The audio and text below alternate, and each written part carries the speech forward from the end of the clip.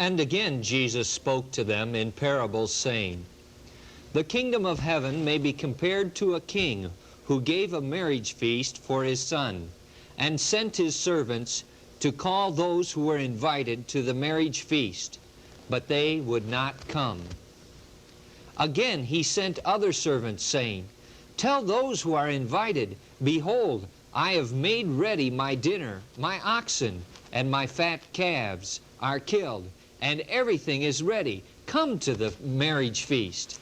Now we should think of this in terms of the Orient, not in terms of the West. We do have feasts in connection with weddings here, but ordinarily it's one evening. There, a wedding feast often lasted for a week. There were no fine watches like we have today to mark the hour and the half hour and the quarter hour and the minutes. But instead, they would come, and one might come one day and another day, but they were going to stay several days, greater part of a week, and so it didn't matter. Here's a wedding feast, and it's prepared, and the guests have been warned to save this block of time. When the actual feast comes off, the messenger comes and said, it's ready. But they make light of it. Verse 5 down through verse 8. But they made light of it and went off, one to his farm, another to his business, while the rest seized his servants, treated them shamefully, and killed them. The king was angry, and he sent his troops and destroyed those murderers and burned their city.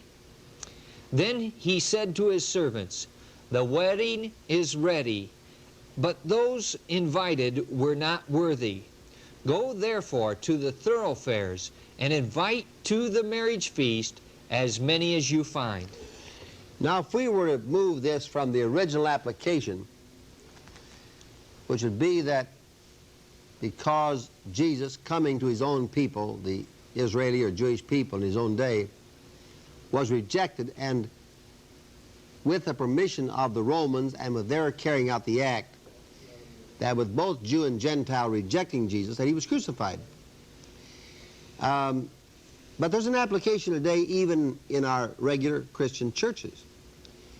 And that is that the invitation is still going out for people to come and accept the invitation that God sends to share in the wedding feast of his Son. And if those who are invited do not come, God here says that he who can fill the wedding feast with people you would never expect to be there. Now, it's possible for the church to become fashionable, to be controlled by upper classes, to be a social club, if you will.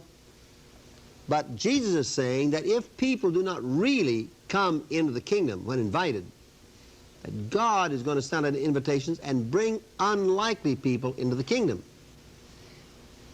All races. And I suppose that today, this past year, that we have as dramatic evidence of this as could possibly be gotten. During World War II, when I personally was a chaplain for a period in the far Pacific, we'd been moved inland, our particular engineering outfit, from the seacoast at Hollandia in New Guinea into the airport some 15 or 25 miles inland where there's some level land. And one day, perhaps a little foolishly, I wandered off by myself for a hike out into the country surrounding. And all of a sudden I was aware I was being watched, and I stood still in my tracks, and as I slowly panned the horizon, I discovered over here was a bushman. Not far away in a clump of trees was apparently his wife, and another little distance was a son. I had no way of judging whether he was 8 or 10 years of age. I did not know, of course, their language. I could not talk to them. They could not talk to me. Not designed to show fear, I stood there, perhaps a foot taller than they. And then after a bit, I turned and slowly walked away. Today,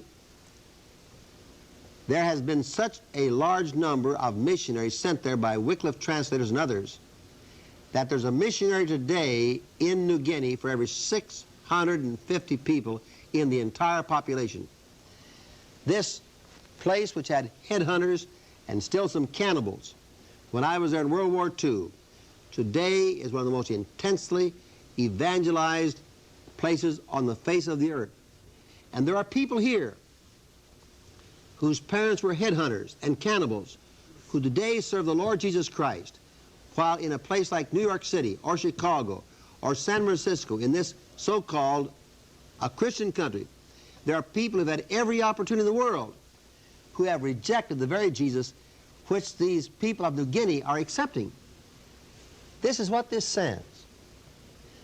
If the nations, Great Britain, Western Europe, the United States, Australia, South Africa, if these great white Western European nations do not accept the message that God has sent to them in His mercy, God is going to fill His feast. If He fills it with New Guinea cannibals, headhunters, tribesmen. I also sat some years ago in Los Angeles on the platform with a pre-Indian Aboriginal from the mountains of Mexico. He could not speak English. He had to be translated from his language into Spanish, Spanish into English. He wore a long white garment wrapped around his shoulders and back and up to his legs, very much like the dhoti, which is worn by men in India.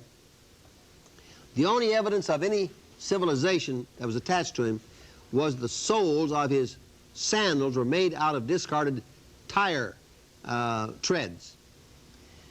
And I sat there on that platform and was at that time attending Summers, the University of Minnesota, where many of my friends on the faculty and among the students were PhDs or about to get their PhDs, but many of them who did not know God. I sat there thinking in glory, this man is my brother. The men I'm studying with so far are not. And Jesus is going to fill the wedding feast. If He does it with illiterate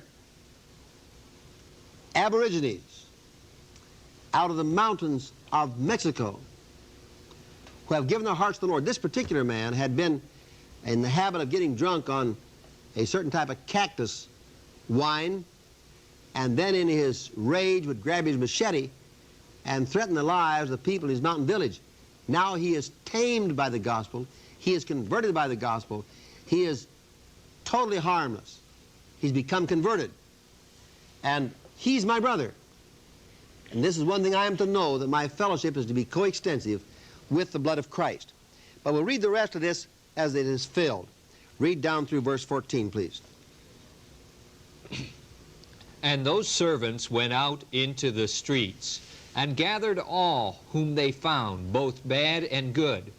So the wedding hall was filled with guests.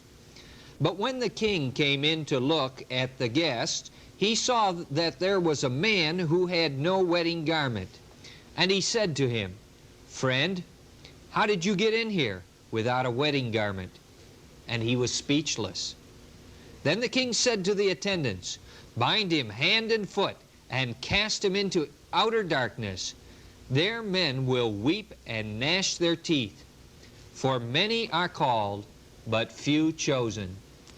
We can illustrate this particular passage from a wedding here in our own country, in which the groom has gone to a local rental agency and has arranged for his best man and the 2 additional male attendants, for the 3 of them plus himself, to pick up their tuxedos, their dress shirt, and the other supplies they need. And his best man has come to the wedding and has not bothered to go by and to pick up the garment for which provision is already made. And when he arrives at the wedding, it might well be said to him, My friend, we made provision for you to have a garment. Why didn't you go by and pick it up?